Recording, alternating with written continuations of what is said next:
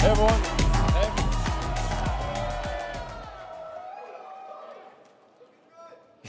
All right, welcome to Sparks, Nevada, site of the Tesla Gigafactory and our Tesla semi-truck factory as well. So, yeah, I can't believe it's been 5 years. We unveiled the Tesla Semi 5 years ago. It's been a lot that's happened since then, to say the least. So we were incredibly excited tonight to actually deliver our first production Tesla semi-trucks.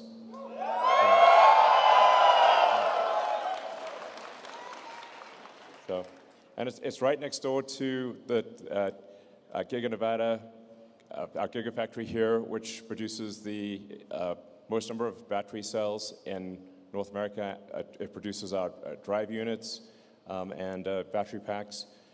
And yeah, so I'd just like to just start off by giving a big hand to the Tesla Gigafactory team and the Tesla semi-truck team. It's like...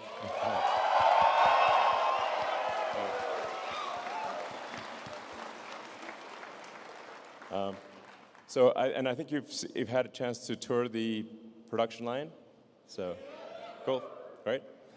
Yeah, we're looking forward to actually delivering our first production trucks to PepsiCo. So this is going to be fantastic. Yeah, and also a huge thank you to all of our other customers. I mean, a lot's happened in the last 5 years, and our customers have been super loyal and supportive, and stuck with us and been a huge part of our development. And we're excited to show everything that we've been doing off to everybody tonight. Yep. Great. So let's get started. Yeah. So yeah. Sorry for the delay. It's been like sheer amount of drama between this last 5 years ago and now is insane. A lot has happened in the world, but here we are, and it's real. So,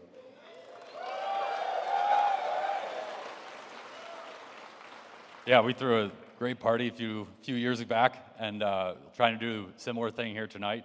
And Tesla's been growing like crazy. I mean, everybody here has been contributing towards the growth and unveiling awesome products and really scaling us to the point that now we can actually work on semi, and we're really excited to do that. But we've been working a little bit on the background, close to the chest, right level of priority, but made a lot of progress, incorporated a lot of things that we're going to talk about. And at the end of the day, we have not wavered from our mission to build the most compelling, greatest Class 8 truck in history.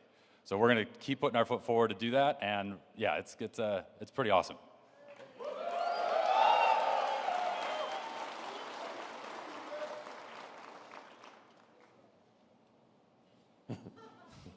So people might wonder why build a semi-truck, because if you look at the actual unit volume, it's small compared to passenger vehicles. So for passenger vehicles, there's on the order of almost 100 million that are sold every year, and whereas semi-trucks, it's like for 400,000 or 500,000. Not even, yeah, it's a couple 100,000 Class 8 trucks a year. Globally. Yeah. Or no, sorry, that's US. Yeah. So in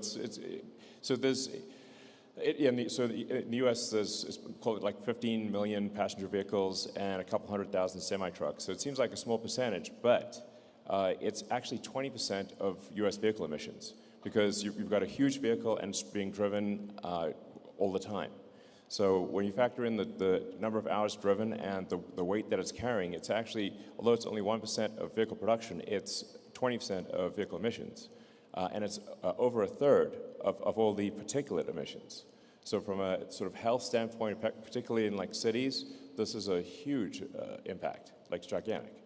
So that's why we're doing it, So, yeah. Yeah, this is really core to our mission, and to Elon's point, there's a lot of heavy trucks that are deployed in dense urban areas, and so the communities that are around freeways, a lot of where these trucks are domiciled, are going to really benefit, particularly from the particulate emissions reductions, and then just trying to reduce emissions globally. Every truck that we put on the road that replaces a diesel truck is a huge amount of leverage, and so that is why we're doing this, and makes a huge difference towards driving us towards our total mission of sustainable energy and transportation. Yeah, I think maybe a lot of people don't realize it's actually quite unhealthy to be living next to a highway with diesel trucks, FYI. so being able to make them electric is just going to be just in addition to sort of climate change and global warming matters. It's also quiet, and it's going to improve the quality of your air, and it will actually just fundamentally improve the health of people living near freeways, which is obviously a super big deal. So, yeah, if anybody's been woken up at a noisy truck delivering in the morning, the quiet will definitely be very welcome. I know I will appreciate that. Yeah. So we're aiming to cover all major forms of transport. It's just consistent with the Tesla mission, because sometimes they get asked, like, well, shouldn't Tesla just produce fast cars or premium cars or whatever? It's like, but what's our actual mission? Our actual mission is to accelerate the advent of sustainable energy. So that's why we're making this wide range of cars that don't really make sense from a brand standpoint, I guess, traditionally, but they make total sense when you consider what's the mission of the company. The mission of the company is to accelerate sustainable energy, and so it's super consistent with that goal, and really a crucial piece of the puzzle, and that's why we're doing it.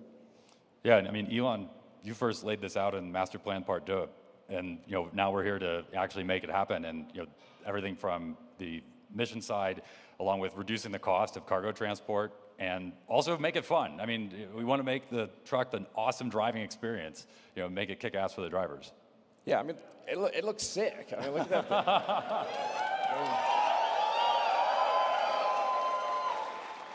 I mean, you want to drive that. I mean, that thing looks like it came from the future. It drives like it's like driving a Tesla, literally. It's fun. It looks awesome. And there's actually a big shortage of drivers, and so if you're a truck driver and you want the most badass rig on the road, this is it. So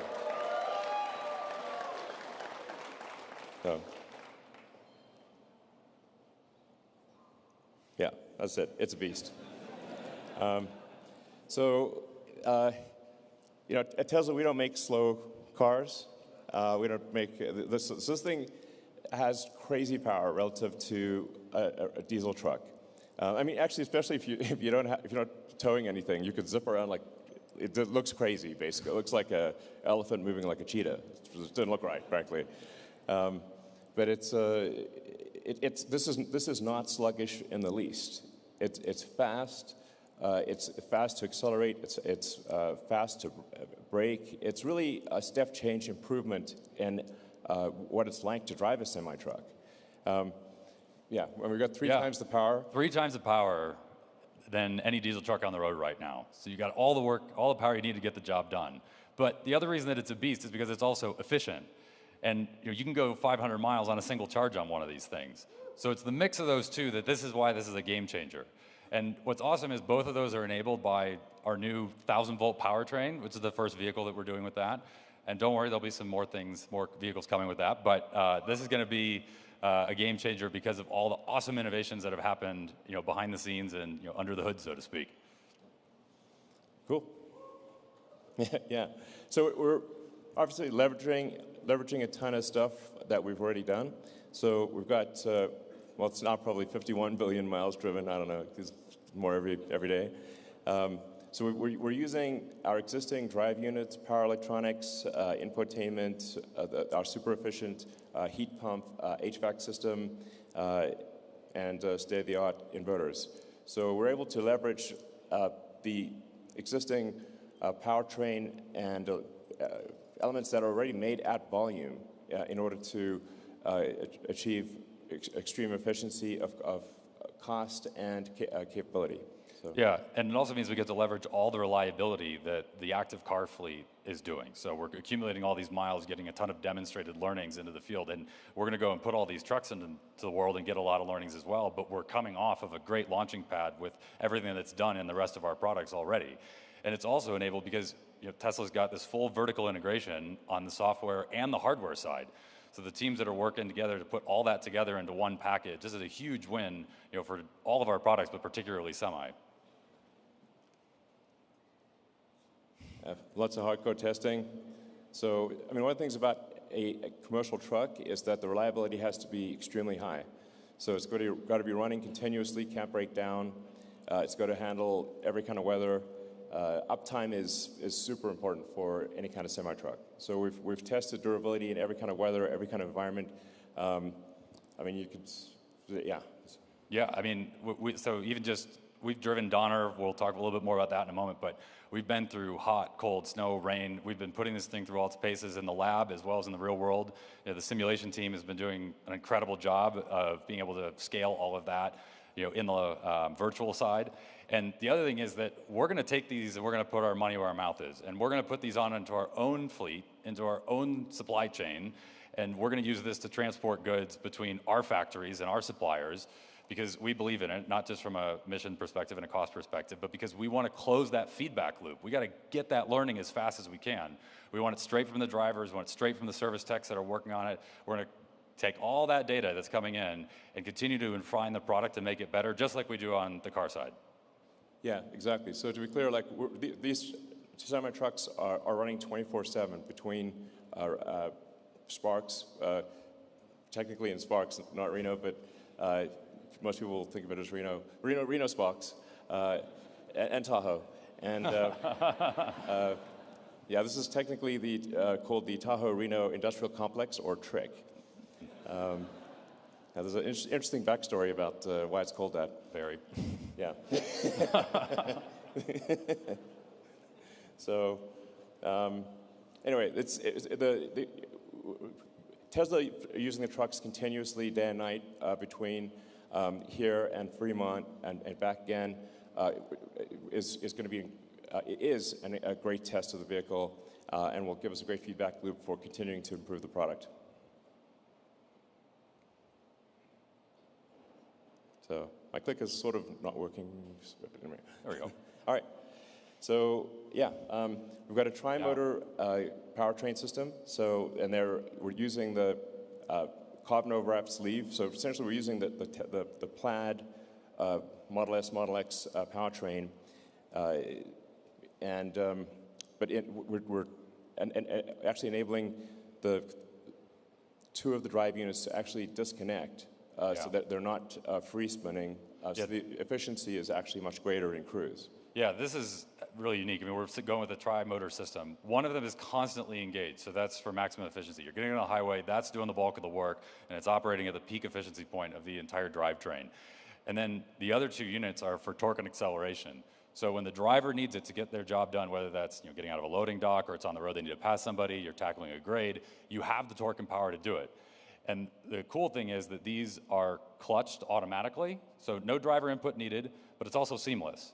So the highway efficiency unit is cruising along doing its thing, and if the driver puts their foot to the floor, the torque unit spin up, clutch engages, and takes over, and it does all of that before we've maxed out the torque on the efficiency unit, so it's completely smooth. There's no turbo lag or jerkiness or anything like that, no driver input needed. It's smooth, both in terms of acceleration and deceleration for regen. It's really cool happening all behind the scenes. Yeah, I mean, what I find actually really wild about this is that you can have a truck which is 82,000 pounds. And by the way, the reason we can actually do 82,000 pounds is that there's a 2,000 pound extra that's allowed by law for electric trucks. So you get a little bit of a advantage on the weight side. But you can basically pull 82,000 pounds at cruise using, and the only thing that's doing that is a tiny little motor on one axle. It's about that big, about a football size maybe. Yeah, you can carry it. Yeah. Like, it's like a, I mean, you can check it in your luggage. Good luck doing that with a diesel engine. And one of those is more powerful than a diesel. Yeah. Yeah, just that one little guy is more powerful than a regular diesel engine on a semi-truck. But I find it like amazing that this enormous thing can be pulled by something that you could carry in your hands. It's like, wow, that's power density. Yep. Yeah. So yeah, and then in terms of, we're putting this to use in the real world. Yeah.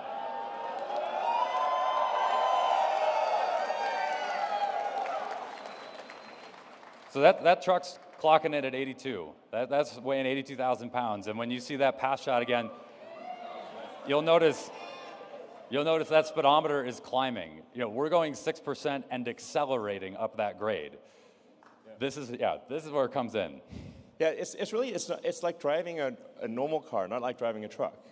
It's just that you're moving 82,000 pounds. Yeah. Yeah. So any highway grade you come across, you can tackle at speed. Yeah. There's no compromise. No slowdown. Nope. And the other beauty is that you've got all this power going up, but you also have it going down. And what that means is you've got regenerative braking. So rather than using a Jake brake or engine braking like a diesel truck does, where you have to worry about hitting your shifts. If you miss a gear, you're onto your brakes and potentially in a runaway situation. You don't have to worry about any of that. There's no shifting, no nothing. And so the regen recaptures all that energy as you're going down these grades. But on top of it, it also is a safer system for not just the driver, but everybody on the road, because there's no gear to miss. Yeah. I mean, it's worth reemphasizing that point. Because it's an electric drivetrain, when it goes downhill, or when you slow down, it recaptures the energy of motion or the energy of height. The potential and kinetic energy are largely recaptured, whereas for a diesel truck, that's not possible. You can't just create diesel, so you just end up heating brakes, and then your brakes overheat, and then you can't use them, and then it's pretty dangerous because the brakes stop working. Yeah, that's why you have runaway truck ramps. Yeah. Yeah. And it's funny because, if for any of you that have ever driven I-80 and driven Donner, there's a mandatory brake check stop for trucks down by Emigrant Gap. We've done this, and it's really funny because we'll go over the grade, we'll come down, and we just kind of pull to the side, and we're like, well, there's nothing to check. We've never used the things, and we just keep driving. Yeah. Yeah. And we get to the bottom of the hill, we have cold brakes. Yeah. That's like mind-blowing in the trucking world. So it's like insane, basically.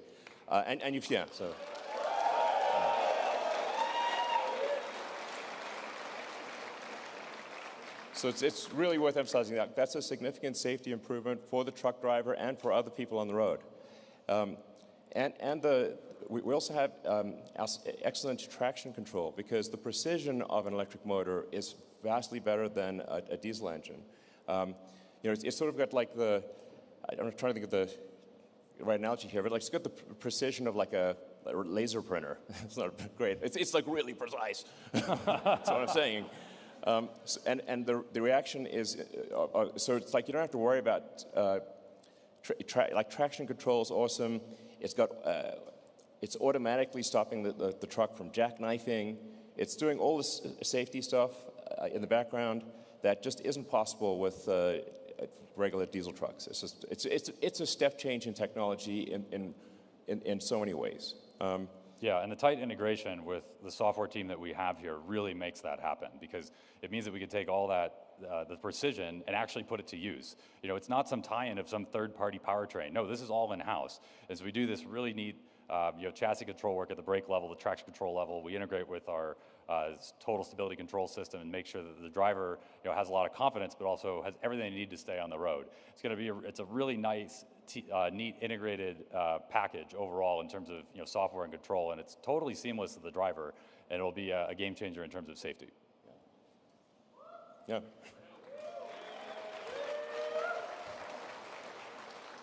So we talk power. You want to talk efficiency? Yeah, absolutely. So, some people out there say it can't be done. I don't know who might say that, but I've heard rumors. So we just did it. Yeah.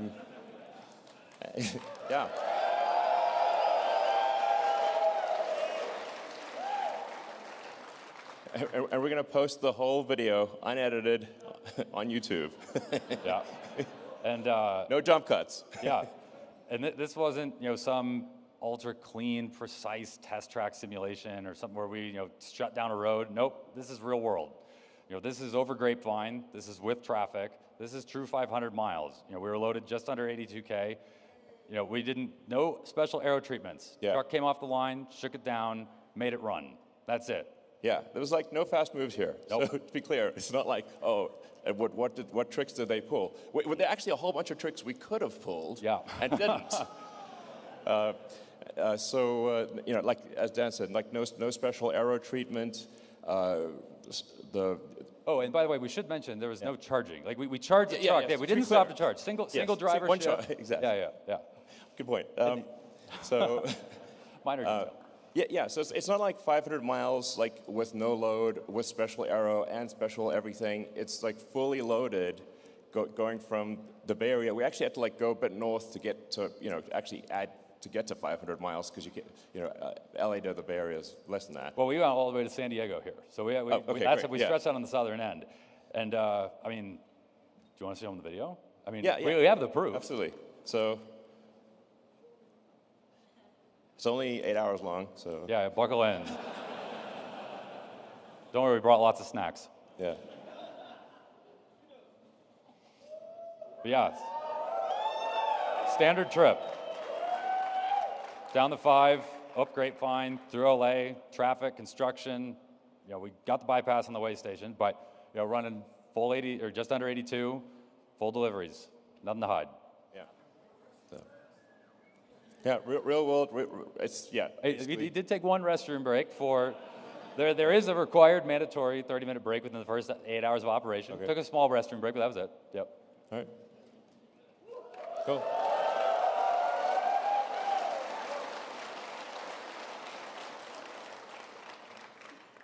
So aerodynamic efficiency obviously matters a lot. You can see it's shaped like a bullet. It's really aerodynamic, and that helps a lot. As we get less than 2 kilowatt hours. 2 kilowatt hours a mile. Yep.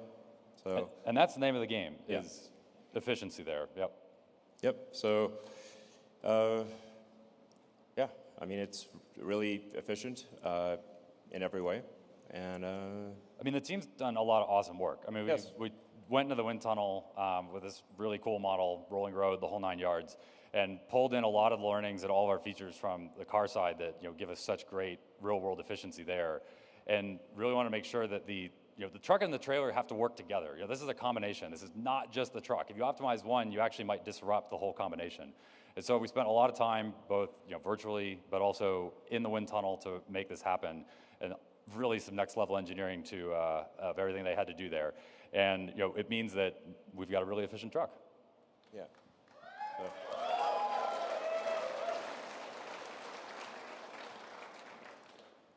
As I said, it's as easy to drive as a Model 3. So it's like with basically no training, you can drive this. You have to think bigger when you're driving it. But it's not it's not hard to drive. It's really easy. And we put the seat in the center for max visibility. It's low floor. You can stand up in the cabin. Yeah, and that's actually like a really big deal. I mean, you're a tall guy, Elon. You're able to stand up just fine. And nice thing is that if you're a truck driver and you're out during the day and it's cold, it's snowy, whatever, you can get in and this isn't a sleeper cab. This is a day cab. You can still stand up and you can shed your jacket, put it on the wall, all in the comfort. You can put your coveralls on while in the cab. So if you have to go do a dirty job, you can do that comfortably as opposed to being out in the elements. So that's, that level of space is unheard of. And we were able to do that with some pretty innovative packaging.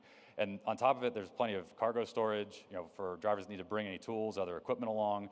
And not to mention, we've got the plugins, the wireless charging, everything they need on the electronic side as well. Yep.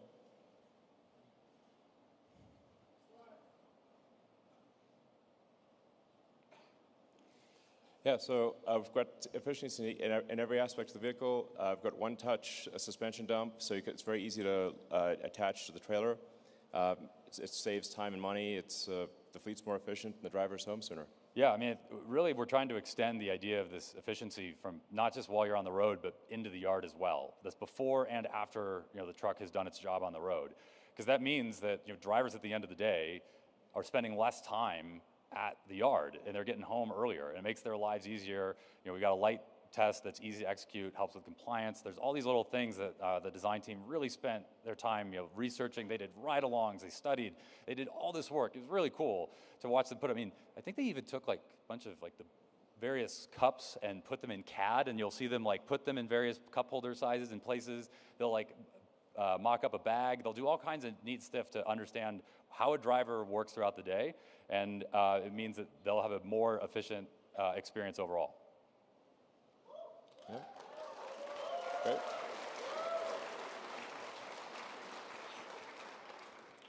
Obviously, to charge a truck like this quickly, you need high-power chargers. So we developed a megawatt class charger, as it's capable of charging at a megawatt to DC.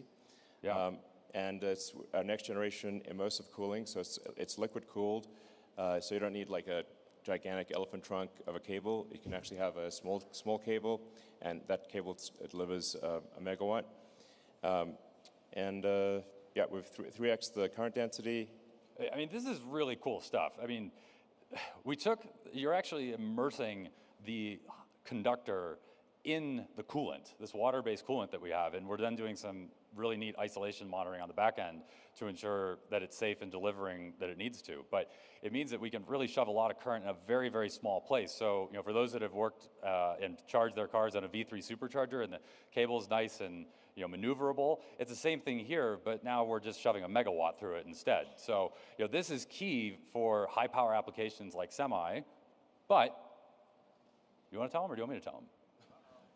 Yeah, I mean, it's going to be used for Cybertruck too. Yeah. So this is coming to our superchargers next year. Yeah. Yeah.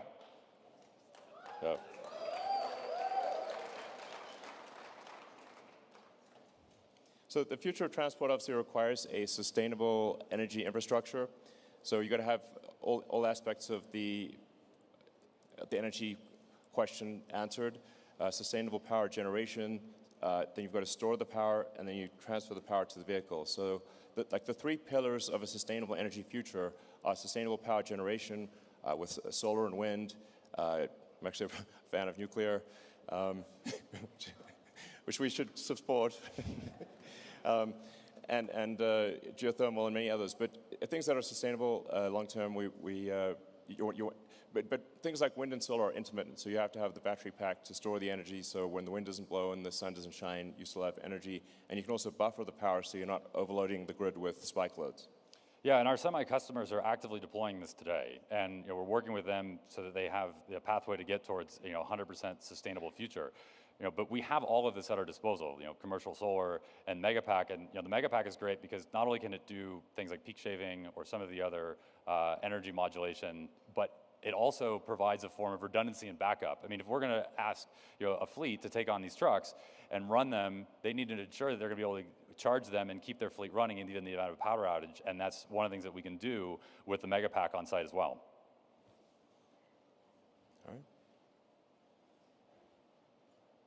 So, and first deliveries are now. Yeah.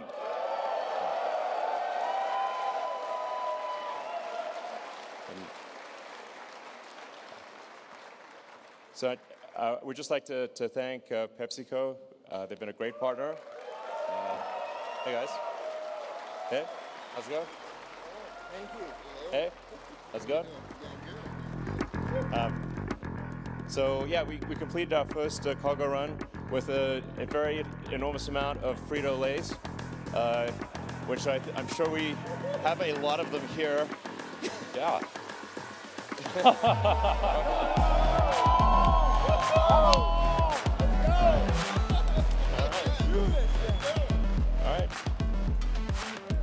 And yesterday, we were actually able to complete our first delivery, compliments of Frito-Lay. We took a truck down to their Modesto factory from here, and one of their drivers, we delivered the truck, they took it over, and they brought back a load of snacks for everybody here to enjoy tonight. Yep. So, big thanks to Kirk and Steven. Yeah. Do you guys want to say anything?